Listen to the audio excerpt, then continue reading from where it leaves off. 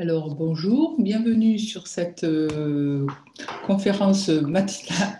Donc, nous ne sommes pas nombreux, mais je pense que si vous êtes déjà connectés à 8 heures, vous êtes très motivés. Donc, c'est avec grand plaisir que je vous accueille et que je vais vous présenter dans un premier temps les études en gestion donc, à Toulouse School of Management, donc TSM. Alors, donc, quelques mots sur notre école. En fait, notre école anciennement s'appelait l'IAE, l'Institut d'administration des entreprises. Et en octobre 2017, notre école est devenue TSM, Toulouse School of Management, qui traduit une ouverture vers l'international. Et TSM, comme vous le savez sans doute, fait partie d'une grande université, l'université Toulousain-Capitole. Et TSM a une vocation bien particulière, pour reprendre les mots de notre directeur, c'est former des managers compétents, responsables et entrepreneurs. Alors, on va prendre l'actualité du TSM en chiffres.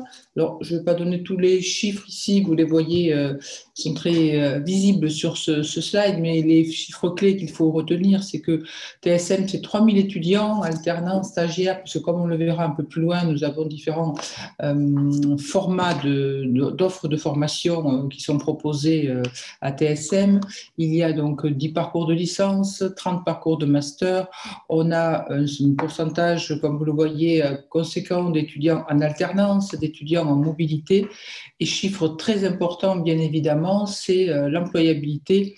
Vous le voyez ici, on a 40% de l'insertion professionnelle à 3 mois. Ce chiffre va se monter à 80% à 6 mois et 95% à 9 mois. Et bien sûr, derrière tous ces diplômés, il y a un réseau très important de diplômés, donc de tous ces étudiants aujourd'hui dans le monde professionnel qui sont passés par l'IAE, TSM pour les plus récents. Alors, quels sont les atouts de TSM? TSM, c'est avant tout, certes, comme je disais au début, une école dans l'université, mais la caractéristique principale de TSM, c'est d'être très proche des entreprises par, on le verra un peu plus loin, les partenariats, par les multiples stages qui vont être offerts à nos étudiants, les conférences, la présence des professionnels dans nos parcours. TSM, c'est aussi, on vient de le voir avec ces chiffres très très parlants, une insertion professionnelle rapide. On a vu qu'en quelques mois, nos étudiants à la sortie diplômés de TSM ont des offres d'emploi avec des contrats pérennes. Ensuite, TSM, c'est aussi, et d'ailleurs ça se traduit dans notre nouvelle dénomination, c'est vraiment une volonté d'internationaliser son parcours. Nous offrons à nos étudiants plusieurs voies pour se former auprès de partenaires étrangers. On est dans un service public, donc le fait, la scolarité est proposée à un prix de service public, donc très, très raisonnable. Et bien sûr, TSM, le T, c'est Toulouse, et être étudiant à Toulouse, vivre à Toulouse, c'est bien sûr quelque chose de très agréable. Alors, concrètement, sur cette proximité avec les entreprises, voilà des chiffres qui sont très parlants. On a dans nos parcours licence, master et doctorat, tout parcours confondu, 365 intervenants professionnels. Derrière, ça veut dire aussi que cette présence professionnelle va entraîner des entreprises qui vont recruter, donc dans un premier temps, souvent avec des stages. Ces stages vont aussi souvent se transformer en employeur définitif pour un premier contrat pour nos étudiants. 800 contrats d'alternance avec des entreprises, donc là aussi, c'est un format d'enseignement qui se développe de plus en plus, déjà au niveau national, et TSM depuis longtemps a initié ce type de contrat, et bien sûr aujourd'hui, ils sont de plus en plus nombreux au sein de notre structure, et vous voyez des stages aussi très nombreux réalisés à l'étranger, dans un format qui peut être dans un stage classique, hein, c'est-à-dire à la fin de la formation, l'étudiant va faire 3 ou 6 mois dans une entreprise à l'étranger, mais ça peut être aussi un format de césure. Je pourrais répondre sur ça s'il y a des questions tout à l'heure, bien évidemment. Tout simplement, la césure, c'est une période au moins de 9 mois que l'étudiant va faire donc, exclusivement dans une entreprise, et par rapport aux chiffres qui sont ici, une entreprise à l'étranger. Alors, cette école, donc, tournée vers l'international, ça veut dire, comme je disais, de nombreux partenaires. On a 70 universités partenaires, on a une dizaine de formations internationales et enseignées totalement en anglais. Et puis aussi, on a une caractéristique très spécifique dans notre offre de formation, c'est des doubles diplômes avec des universités étrangères en Europe, mais aussi en Asie. Alors, quelques mots sur la gestion, parce que c'est vrai que souvent on peut se poser la question, mais finalement, qu'est-ce qu'on fait quand on étudie la gestion? Alors, il y a beaucoup de définitions. Celle-ci a l'avantage d'être claire. On va dire que la gestion, c'est l'ensemble des connaissances théoriques. Bien évidemment, vous allez avoir à TSM des cours qu'on dit des cours magistraux, c'est-à-dire des cours vraiment qui s'appuient sur les concepts théoriques, et des pratiques à la gestion, c'est aussi des pratiques managériales nécessaires à la création et au développement des entreprises. C'est-à-dire qu'on va combiner la théorie et des savoir-faire qui vont permettre aux managers que nous formons vraiment d'être très actifs, d'être proactifs, d'être réactifs dans la gestion des entreprises. Alors, nos étudiants apprennent de fait à concevoir des stratégies, à affecter des ressources financières, des ressources humaines, des ressources logistiques sur différentes échéances, court, moyen et long terme. Et tout ça, bien sûr, pour créer les meilleures conditions de performance durable pour les entreprises dans lesquelles ils vont travailler. Alors concrètement, puisque nous sommes dans un salon sur l'offre de formation, quelle est l'offre de formation à TSM? On va avoir les deux diplômes auxquels nous formons, licence et master. Alors il faut d'ores et déjà savoir que TSM est structuré en départements. Donc, on a 5 grands départements, tels que vous le voyez ici, correspondant chaque fois à des métiers spécifiques. Et donc, pour nous, en amont, au niveau de la formation, à des licences et à des masters, M1 et M2, c'est-à-dire 2 années de master, licences qui peuvent être, on le verra, donc, qui sont dans la structure de la licence, comme vous le savez, 3 années, mais on va avoir des spécialités qui vont être rattachées à ces départements, qui vont effectivement apparaître dès la 3e année de licence. Donc, comptabilité, finance, marketing, ressources humaines et stratégie, voilà les 5 grands départements de TSM. Alors, précisément, les parcours de licence à TSM, ils sont nombreux et chose très importante, c'est qu'il y a des changements à la prochaine rentrée dont vous pourrez bénéficier si vous êtes candidat en licence à TSM pour la rentrée, donc septembre 2021. Le tableau suivant donc, nous montre les différents niveaux de formation. Donc, tout d'abord, vous avez à TSM 2 années, L1, L2, on va qualifier de gestion. Comme je disais précédemment, il n'y a pas de spécialité. Là, les étudiants vont avoir les bases de la gestion en ayant une touche d'enseignement dans tous les domaines de la gestion. Et dès le niveau L3, donc la 3e et dernière année de la licence, on va rentrer dans les domaines de spécialité. Alors ici, pour lire le tableau ensemble, on a FI pour tout ce qui est formation initiale, donc le format classique d'un étudiant qui suit ses études à l'université. On a ensuite donc de la formation en alternance où là on va combiner une présence à TSM et une présence d'entreprise et la formation continue qui va être proposée à des professionnels par exemple qui veulent donc selon une organisation bien spécifique de l'offre de formation suivre tel ou tel parcours. Alors, si vous êtes aujourd'hui lycéen, étudiant, principalement, ce qui va vous intéresser ici, c'est le format formation initiale ou formation en alternance. Donc, on a toujours eu, je dirais, dans notre fond de formation en licence, les premières licences 3 qui sont ici, à savoir comptabilité contrôle, management international qui est plus récent, mais qui est déjà un diplôme qui tourne bien et qui est totalement en anglais, marketing. Plus récemment, on a développé d'autres licences et jusqu'ici, elles étaient exclusivement dans un format de licence professionnelle, mais à la rentrée, il y a un gros changement dont vous pourrez bénéficier si vous candidatez dans un de ces nouveaux parcours donc placés aujourd'hui en licence générale, puisqu'elle s'ouvre en licence générale. La grosse différence, c'est que ça vous permet d'accéder à des masters. Alors, comme vous le voyez, ces licences, donc qualité, sécurité, environnement, celle-ci, elle se décline sur 3 formats.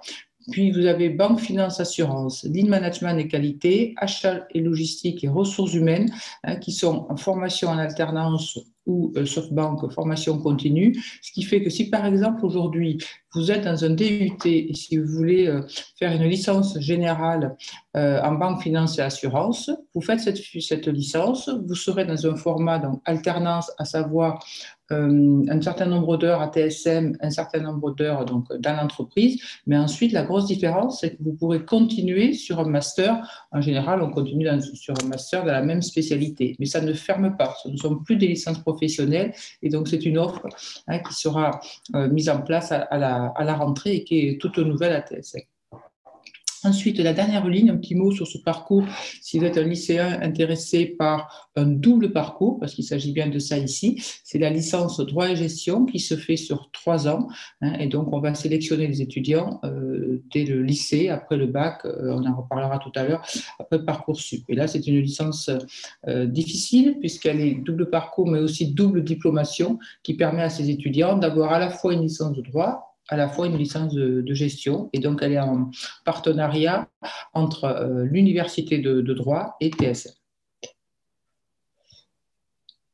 Alors, comment, puisque c'est bien de voir l'ordre, mais comment entrer à TSM?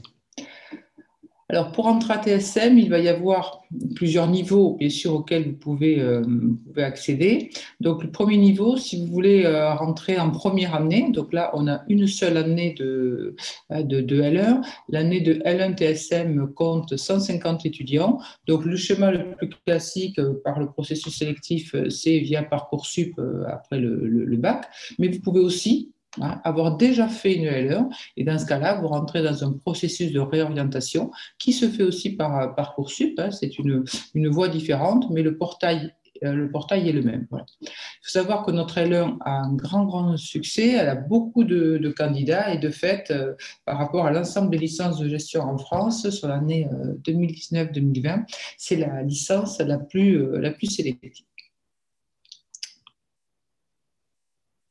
Alors, la licence de gestion L1, donc c'est une licence en formation initiale et comme tous les formats de licence, si l'année est validée, elle apporte 60 crédits.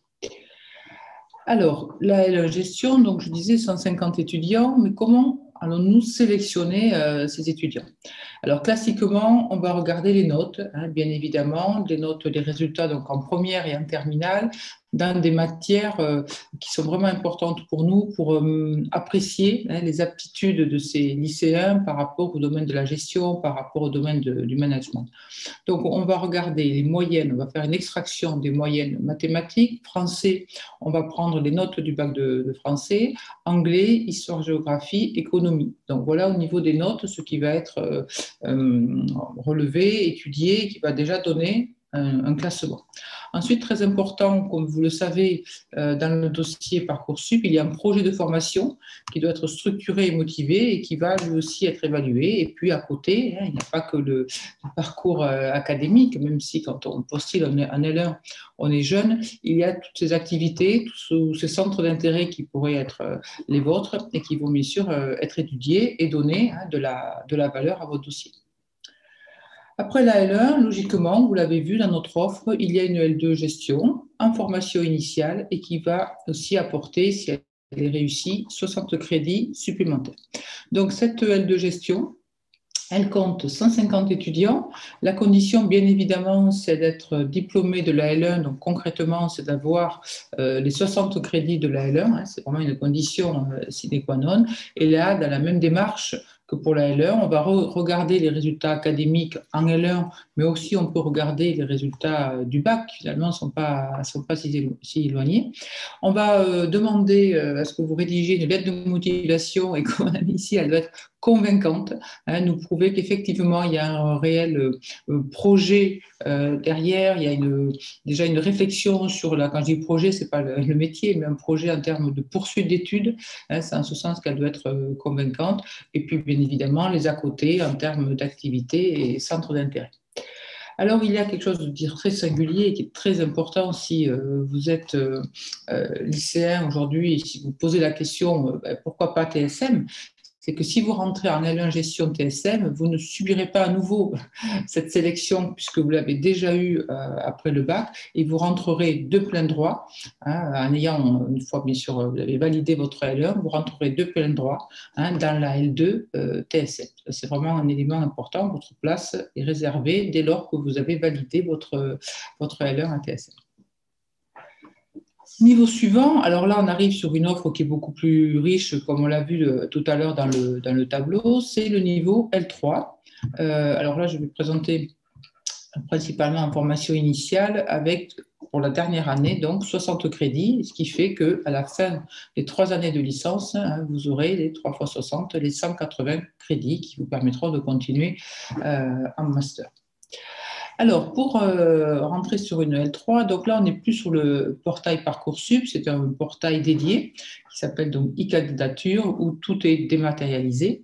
Donc là, les critères de sélection, bien évidemment, et c'est logique, c'est d'avoir validé les 2 premières années L1, L2, c'est-à-dire avoir obtenu les 120 crédits. On va regarder quoi? On va regarder les résultats de L2, même peut-être les résultats de L1. On peut même descendre jusqu'au bac, hein, bien évidemment. La lettre de motivation qui doit là aussi avoir des qualités, je dirais, de structure, de contenu pour nous donner envie de regarder votre projet et de croire à votre projet.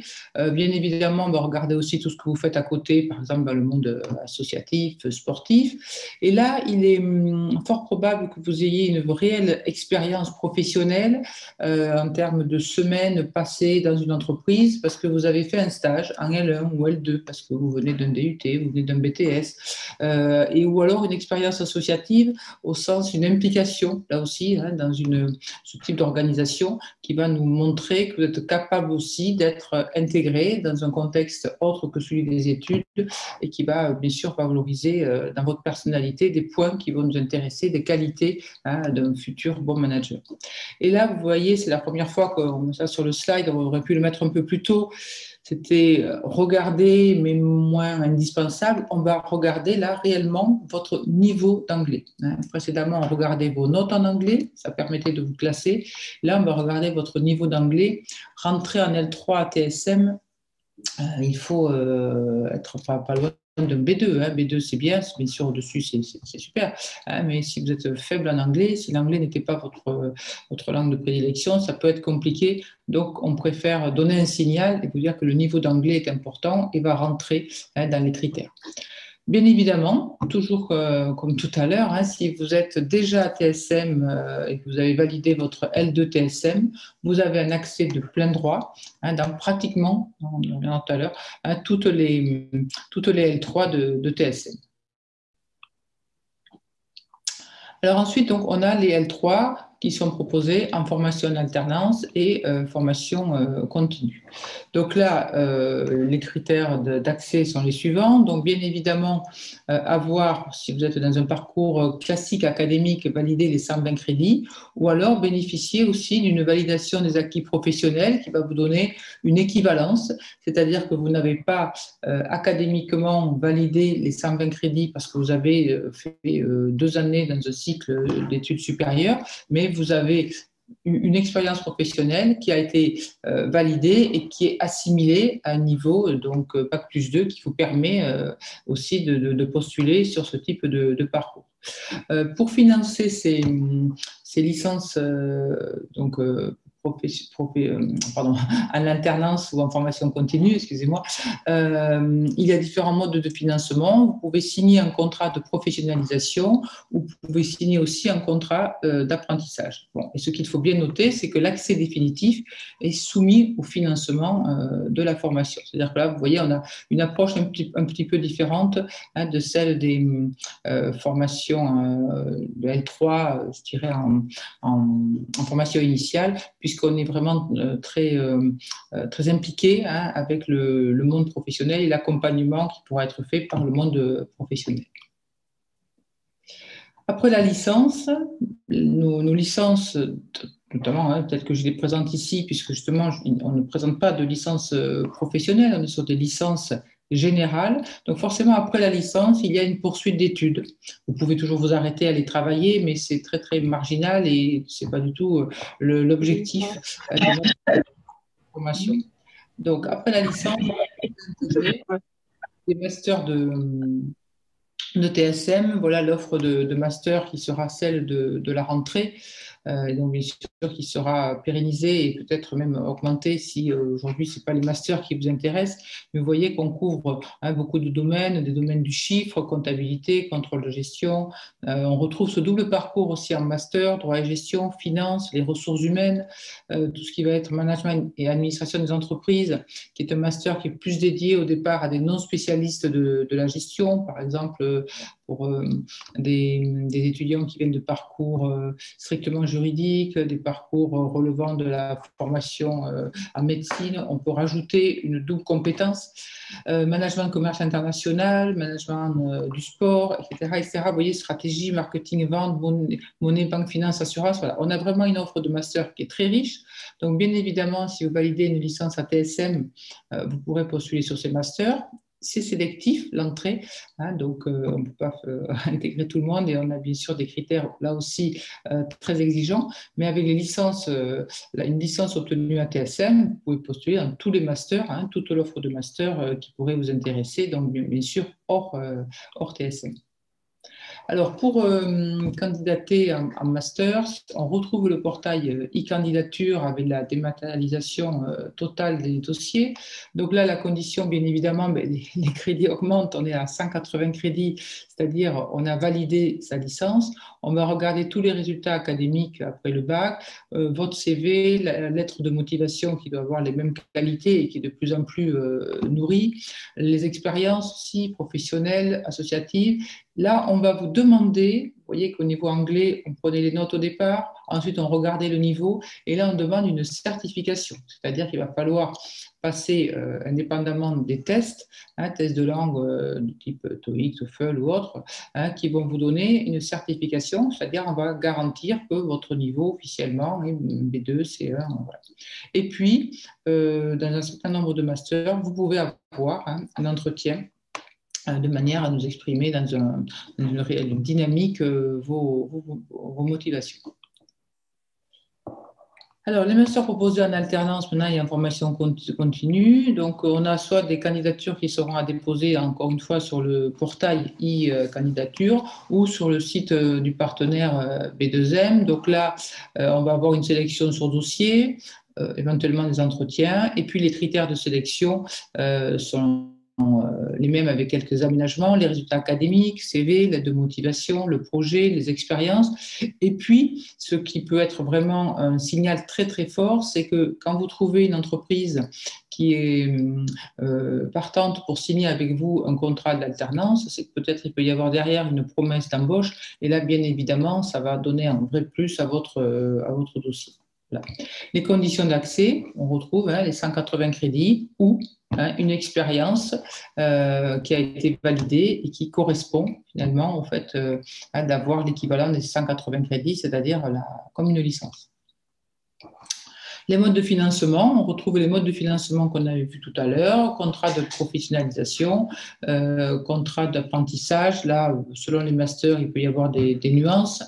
Pour l'alternance, la prise en charge des frais pédagogiques est faite par l'entreprise d'accueil. Et bien évidemment, l'accès définitif dans ces parcours est subordonné au financement de la formation. Et là, il y a plusieurs types de financement qui peuvent exister. Alors, les métiers et secteurs d'activité, ils sont très, très riches. On voit bien sûr, historiquement, l'IAE de Toulouse, via l'ITEC, a formé des étudiants à l'expertise comptable. Donc, bien sûr, on continue sur ces métiers du chiffre. On les a élargis à la finance, au contrôle de gestion, mais on va aussi, bien sûr, vous rappeler les départements de TSM, former des managers en stratégie, des managers en ressources humaines, que ce soit pour le secteur privé, le secteur public, les grandes entreprises, les PME. Tout est ouvert. Après des formations comme celle de TSM, il y a peu de restrictions, je dirais, pour trouver un emploi. Alors, comment professionnaliser votre parcours à TSM? Alors, TSM, c'est une école qui a vraiment pour vocation de vous préparer au monde professionnel. On a dit au départ de cette présentation que TSM était proche des entreprises. Et pour preuve, voilà des éléments qui structurent le fonctionnement de TSM. On a par exemple un forum stage qui va être l'occasion pour nos étudiants de rencontrer des professionnels, d'apprendre aussi à faire un CV, une lettre de motivation, enfin, c'est des entretiens et surtout transformer ces échanges qui vont être faits là, lors de cette journée, lors de ce forum, en stage par rapport aux exigences de leur formation. On a aussi un forum de l'alternance qui va permettre aux étudiants de trouver le contrat en alternance. Et puis on a le PPI, le projet professionnel individualisé, qui va transformer la réussite du parcours de formation en une véritable intégration dans la vie professionnelle. Comment internationaliser votre parcours à TSM? Alors, une école, en fait, TSM, c'est une école où les étudiants ont la chance d'avoir vraiment ce volet de l'international. Donc, on va avoir l'International Day, qui est une journée où TSM se met vraiment à l'heure internationale avec des séminaires totalement en anglais qui sont animés par des experts internationaux. On a bien évidemment depuis plusieurs années avec un service dédié des programmes d'échange. Alors bien sûr, le contexte sanitaire a compliqué les choses depuis l'année dernière, aussi bien pour les étudiants sortants que pour les étudiants entrants. Mais souhaitons que tout ça revienne rapidement à la normale. Et donc, on a beaucoup d'étudiants qui partent étudier un semestre ou une année. Voilà. Et puis, on a les summer schools aussi qui permettent, dans une université partenaire, de faire des courts séjours pour faire des acquisitions, des connaissances théoriques, mais aussi voir d'autres modes d'apprentissage. Une école qui accueille les étudiants internationaux, donc on a le buddy programme, c'est-à-dire que les étudiants internationaux bénéficient d'un mentor français qui les accompagne, qui est là pour les aider dans les enseignements, pour les aider dans leur vie sur le campus, dans leur vie à Toulouse. On a aussi des aides financières, on bénéficie des bourses d'excellence Eiffel qui vont être données aux étudiants, et puis des cours de français langue étrangère, ce qu'on appelle communément le FLE, c'est-à-dire c'est des cours de français qui sont dédiés aux étudiants étrangers pour faciliter leur intégration. Alors, une école n'existe pas uniquement par ses programmes de formation, il y a toute la vie à côté, la vie dans le campus.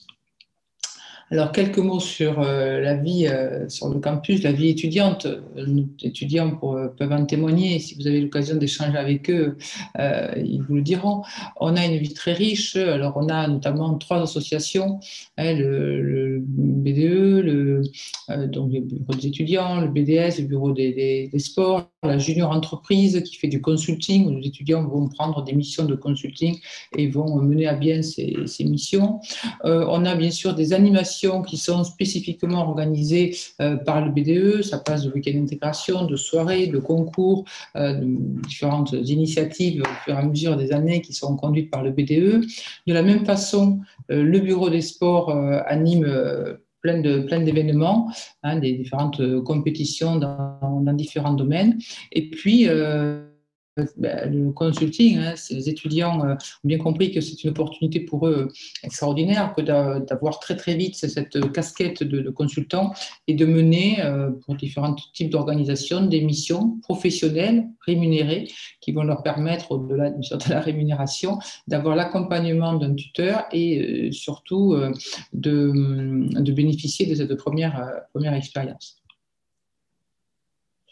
Voilà pour la présentation de ce matin. On pourra se retrouver sur un autre moment important qui sera la journée porte ouverte, alors présentielle ou distancielle, on verra la suite. Et donc, bien sûr, maintenant, je suis encore disponible une trentaine de minutes. Il y a peut-être des collègues aussi qui sont connectés pour répondre à vos questions. Alors, je regarde le chat. Donc, j'ai une question. Je vais lire les questions parce que ça peut intéresser Je suis actuellement en deuxième année BTS. Pour poursuivre en licence 3, dois-je passer par Parcoursup? Non, si vous êtes en BTS, donc on peut supposer, je vous le souhaite, qu'à la fin de l'année, vous validiez donc votre BTS. Donc vous aurez de fait 2 fois 60 crédits. Donc vous êtes dans la logique des 120 crédits. Et avec ces 120 crédits, vous allez logiquement déposer votre candidature sur le portail e-candidature. Donc pour vous, c'est pas Parcoursup, hein, c'est e-candidature. Alors, j'ai eu la question, est-il possible de faire un master management après une L3 marketing ou inversement, ou une fois qu'on s'engage dans un parcours, on doit rester dans cette section-là? C'est une très très bonne question. Non, non, c'est tout ouvert. C'est-à-dire que par exemple, vous venez donc dans L2, vous intégrez une L3 donc avec un domaine de spécialité. Dans votre exemple, c'est le marketing.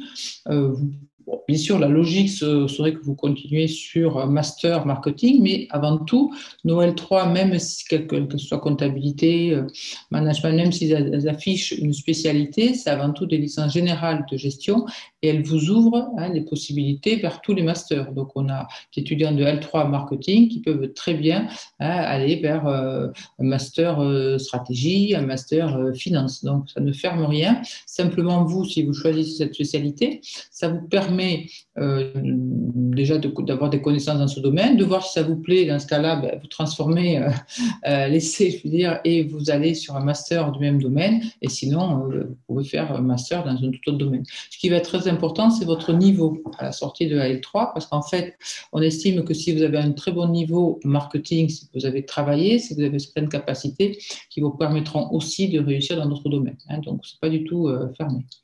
Quelles sont les dates pour déposer les dossiers sur e-candidature? Alors, il me semble qu'à ce jour, elles ne sont pas encore connues. L'année dernière, on avait autorisé un dépôt jusqu'à, il me semble, début avril. Mais tout ça sera sur notre site. Donc, je vous invite à regarder régulièrement notre site.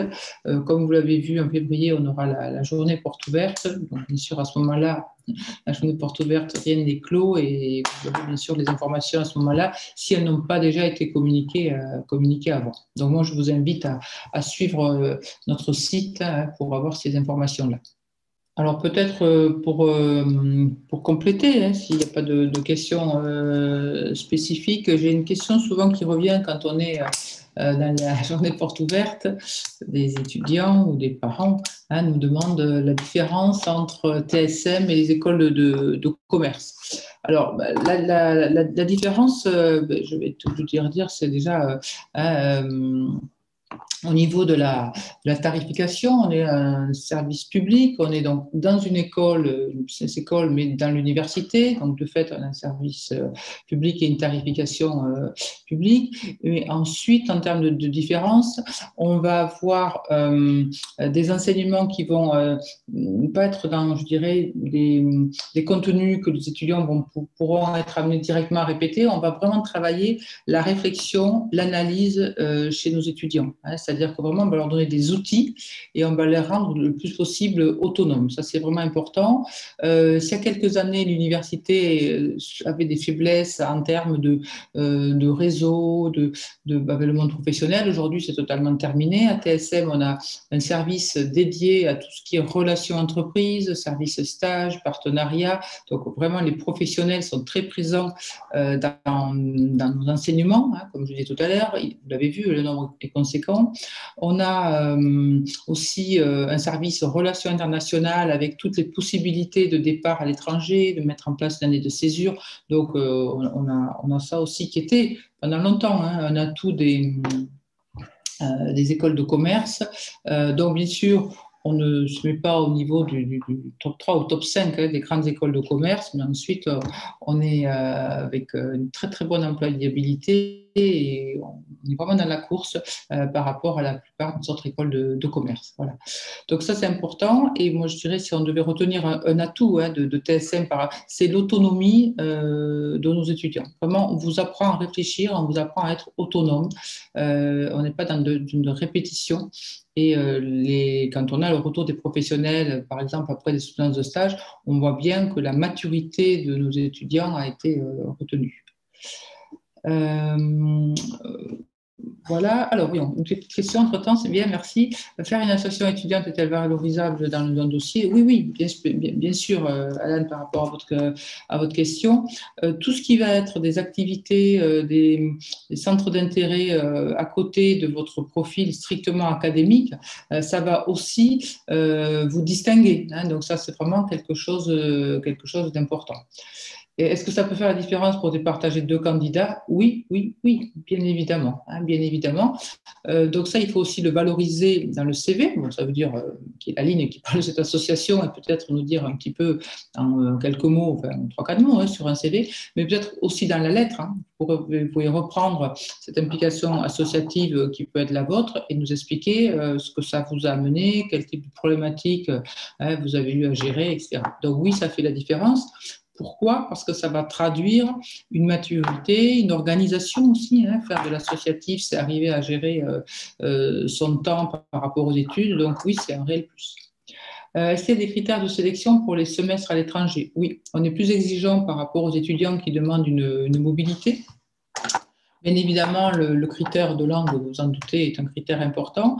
Et on va regarder votre capacité, ce que je disais tout à l'heure, on va essayer de donner à nos étudiants déjà d'être un peu plus autonomes que si vous restiez classiquement à faire des études à Toulouse, hein. Donc, Élise, par rapport à votre question, ça c'est vraiment important de le savoir. C'est-à-dire que si vous faites une demande pour un semestre en mobilité à l'étranger, il serait malvenu dans la lettre, par exemple, de nous dire je veux faire un master à l'étranger parce que je veux améliorer l'anglais. Non, vous avez déjà des bases solides, vous avez des bases académiques aussi solides qui vont vous permettre de suivre des enseignements que vous faisiez jusqu'ici en français, de faire ces enseignements totalement en anglais ou en espagnol auprès d'un de nos partenaires. Donc voilà pour les critères, hein, au-delà des critères classiques. On va aussi avoir un entretien pour voir votre motivation, parce que partir, c'est souvent, si vous êtes jeune, première expérience loin de vos repères. Donc, il faut qu'on puisse mesurer comment vous allez gérer éventuellement quelques petits problèmes qui pourraient se poser lors de votre mobilité. Alors, Daniel, bonjour. J'aimerais savoir s'il est possible de rejoindre la L3 Management après un DUT GEA. Oui, oui, oui. S'il fallait donner les parcours qui composent la L3 Management. Donc la L3 Management, c'est 175 étudiants, hein, donc c'est la licence qui a le plus d'étudiants parce qu'on a une demande de plus en plus importante et soutenue. Quand je dis soutenue, c'est-à-dire qu'on a vraiment des dossiers qui tiennent la route et donc c'est difficile de laisser sur le côté des étudiants qui ont des bonnes moyennes. Donc dans les profils qui composent une promotion depuis plusieurs années que je dirige ce diplôme L3 Management, c'est on va dire 20-25% de DUT GEA, donc voilà, ça peut vous rassurer. On a ensuite une vingtaine de pourcents d'étudiants de L2 éco-gestion.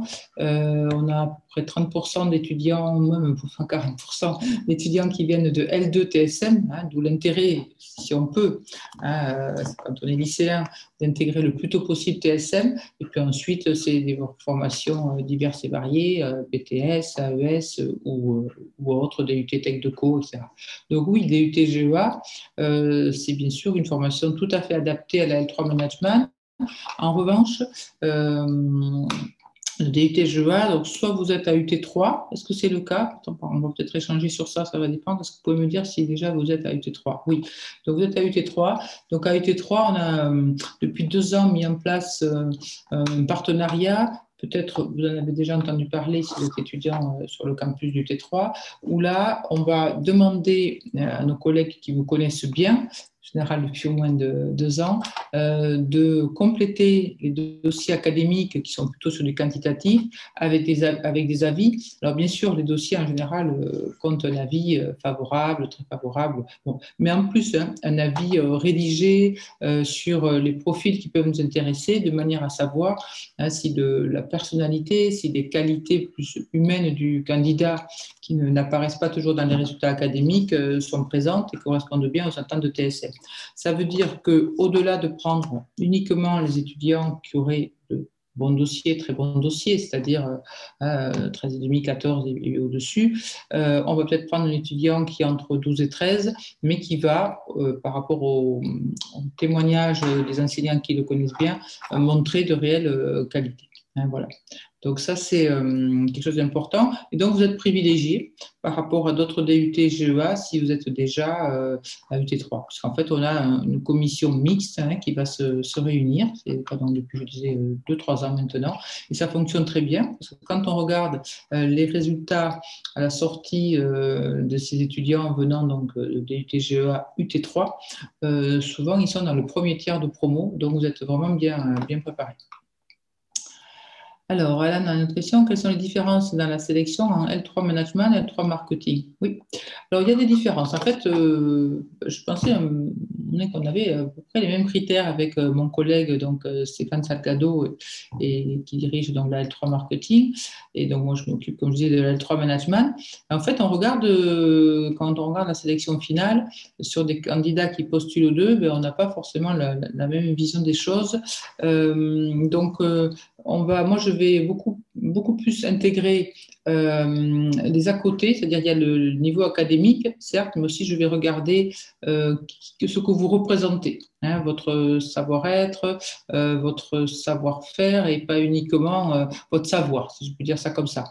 Donc ça, c'est vraiment important. En N3 marketing, déjà, il y a beaucoup moins de place. Donc, le critère, souvent, des notes est prépondérant et on n'a pas tout à fait le même regard. Alors, c'est intéressant parce que il faut croire que déjà, on n'a pas les mêmes attentes par rapport à la poursuite d'études. Donc, si vous êtes intéressé potentiellement par les deux parcours, on regarde indépendamment les dossiers et comme les critères sont sensiblement différents, vous avez autant de chances que l'un sur l'autre puisqu'il n'y a pas de problème pour ça. Voilà, donc je vous invite à le faire parce que tout à l'heure, c'est vous-même qui me posez la question par rapport à la poursuite d'études. Si vous faites une L3 TSM Management ou L3 Marketing, vous aurez les mêmes débouchés en termes de master. La condition, bien évidemment, c'est que vous ayez un bon résultat à la sortie. Il faut savoir qu'on a un très très fort taux de réussite de nos parcours L3. J'ose dire qu'on est autour de 95%. Alors ce chiffre, on peut se dire, mais finalement, il donne le diplôme. Non, non, pas du tout. C'est très sélectif. Pour 100 places en marketing et 175 en management, on a plus de 1000 candidats. Donc forcément, on n'a que les meilleurs candidats, que les candidats qui ont réel potentiel. Mais nos diplômes ne sont pas faciles à avoir, puisque je peux en dire un mot, il y a eu une réforme il y a maintenant 2 ans, où pour valider un diplôme comme L3 Management, L3 Marketing, L3 Compta, il ne suffit pas d'avoir la moyenne générale, mais il faut avoir la moyenne dans ce qu'on appelle des blocs de compétences. En fait, vous avez des blocs de compétences dans les matières de management, blocs de compétences en droit, dans tout ce qui est matière juridique, blocs de compétences dans les matières dites transversales, mathématiques, statistiques, gestion de projet, blocs de compétences en langue. Tout ça, vous avez donc cette structure en termes de blocs de compétences sur chacun des semestres. Et pour valider la licence, il faut que vous obteniez, par exemple, sur le bloc de compétences linguistiques, entre le premier semestre et le deuxième, il faut que vous obteniez 10. C'est-à-dire que si vous faites, dit autrement, l'impasse sur certaines compétences, si vous ne travaillez pas du tout le droit et c'est faible en droit, si vous n'arrivez pas à avoir 10 avec les 2 semestres sur le bloc de compétences de droit, vous n'obtiendrez jamais votre licence. Et le redoublement étant exceptionnel, voilà. Donc à partir de là, nos étudiants travaillent tous les domaines, ce qui nous permet d'arriver vraiment à l'objectif de leur donner des bases très solides qui leur permettent ces bases après de réussir dans les masters où là aussi on a un très bon taux de réussite. Voilà pour si je vous ai répondu. Alors, Daniel, oui, quelles sont les poursuites possibles en master après cette L3? Alors, je suppose que cette L3, vous voulez dire, vous pouvez me confirmer, la L3 Management, mais en même temps, la réponse, elle est très super. Oui, L3 Management, d'accord. En fait, vous pouvez faire tous les masters, sauf celui qui amène à l'expertise comptable. Donc, si vous voulez une licence qui vous empêche de faire aucun master, il faut faire la L3 comptabilité, contrôle.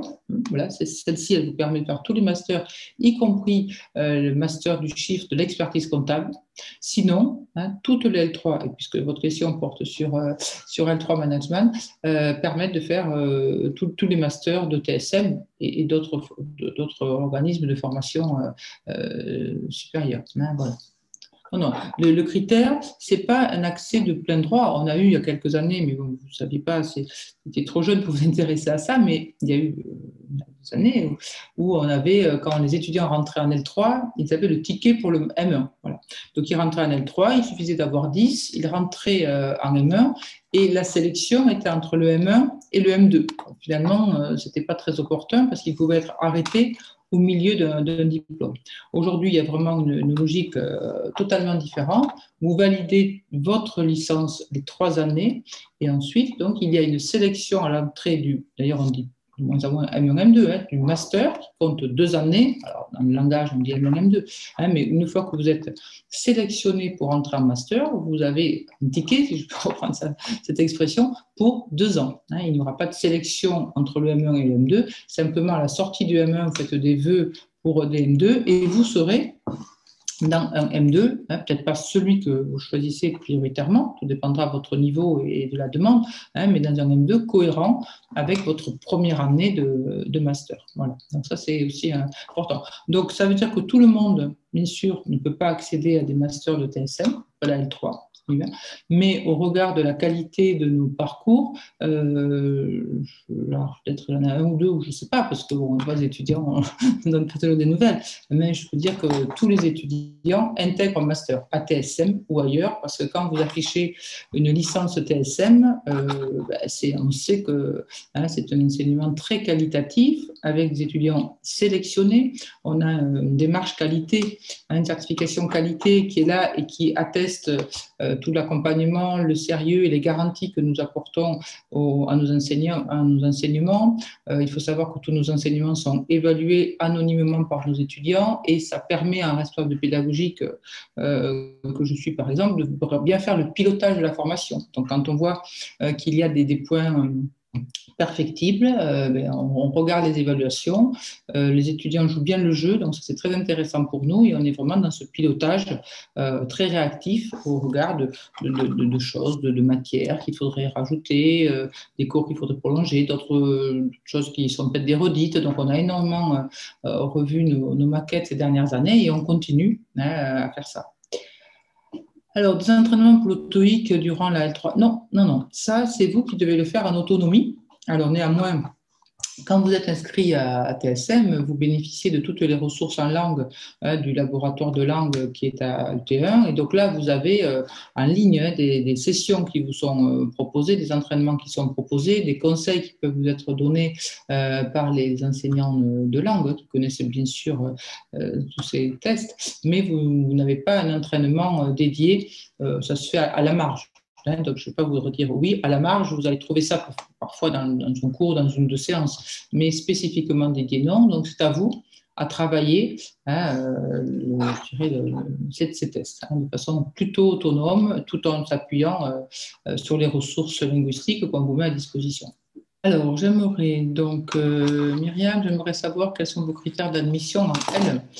Alors, les critères d'admission en L1, donc L1 gestion TSM, c'est vos résultats au bac de français, ça c'est vraiment très important, et puis les résultats académiques que vous avez obtenus dans des matières clés pour nous, mathématiques, anglais, donc le français à travers notre bac de français, histoire, géographie et économie, si c'est une matière qui a été retenue.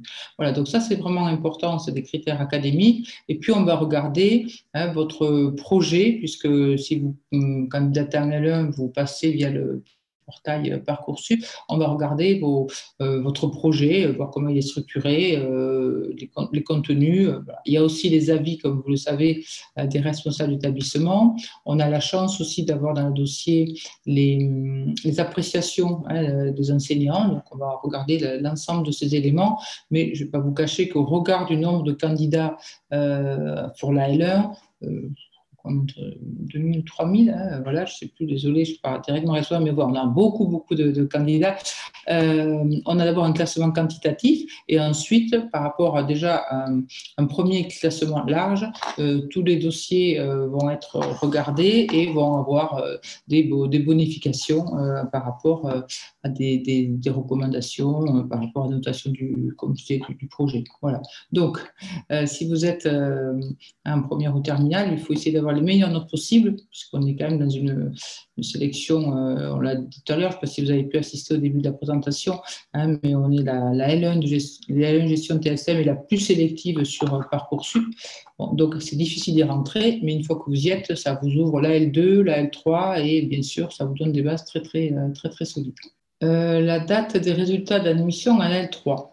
Alors, on essaie de les donner de plus en plus tôt. Il y a quelques années, je me rappelle bien, c'était pour la fête de la musique. Donc, les étudiants, soit vous irez fêter votre entrée à TSM, soit vous irez aussi fêter et vous consoler.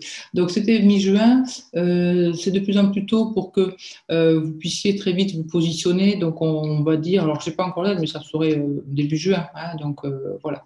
Bon, il y a quand même un temps d'instruction des dossiers, vous en doutez, assez long, assez fastidieux. Et l'idée aussi, on n'est pas juste sur un portail avec des tableaux Excel, on mouline et on classe. On va vraiment faire une approche qualitative, je disais à l'instant, hein, de l'étude des dossiers, notamment travailler avec nos partenaires. Donc tout ça, ça prend du temps. Il faut savoir qu'en général, si vous êtes donc un candidat en L3, on va travailler principalement sur les 3 premiers semestres pour vous, donc S1, S2, S3, puisque les résultats du S4 ne sont pas présents dans votre dossier et on ne demande pas de complément de dossier. Voilà. Donc voilà pour la publication des résultats. Mais après, vous aurez le calendrier. Hein. Dès lors que les candidatures seront ouvertes, vous aurez bien sûr connaissance des résultats d'admission. Alors, est-ce qu'il y a d'autres questions? Mais l'heure est passée, pratiquement. Bon, de toute façon, il y a beaucoup de rendez-vous sur le salon avec TSM. Hein, donc, vous pouvez rencontrer des étudiants, vous pouvez rencontrer des enseignants. Hein, je vous invite à aller voir hein, le planning qui est proposé. S'il y a d'autres aspects liés à mon intervention, ben, je fais toute intervention, donc on pourra se retrouver aussi. Vous avez la possibilité d'aller sur notre site. Vous avez la possibilité aussi, certains qui sont présents ce matin m'ont déjà écrit, le savent, de nous envoyer des mails à la scolarité, des mails au niveau des enseignants. Et on vous répond toujours pour vous accompagner au mieux, d'autant que le contexte est assez compliqué. Hein, on comprend que l'offre de formation doit parfois être réexpliquée et que l'information qu'on peut vous donner est essentielle hein, pour vous aider à organiser votre projet de formation et bien construire votre dossier. Donc surtout, n'hésitez pas hein, à revenir vers nous. Faites pas de faute d'orthographe dans vos mails. Oui, non, ça c'est sûr. Ça, c'est un échange que j'ai eu avec Alan. C'est vrai que j'ai l'habitude de dire aux étudiants, si quand vous demandez des explications au responsable pédagogique qui est censé être votre recruteur hein, potentiel, et c'est vrai dans la vie professionnelle, c'est vrai que s'il y a des fautes sur le mail, bon, comme je vous l'ai dit gentiment, c'est mieux de se relire et d'essayer de ne pas en faire parce que la première image qu'on a de vous, même si vous êtes un étudiant très sérieux, c'est les fautes. Hein, donc il faut être vigilant. Il ne faut pas faire de fautes non plus sur le chat. Voilà. Bon, moi, je pense que je vais vous abandonner. Je pense qu'il y a un relais de mes collègues. Je vois que Emmanuel est là. Donc, écoutez, merci pour ces échanges ce matin. Merci beaucoup pour l'intérêt que vous portez à nos parcours et à très bientôt, à court terme, sur ce site en distanciel et j'espère prochainement à travers des dossiers que vous pourrez déposer ou bien sûr à TSM si vous avez la chance de pouvoir intégrer TSM. Voilà. Au revoir, bonne journée à tous et bonne continuation à mes collègues.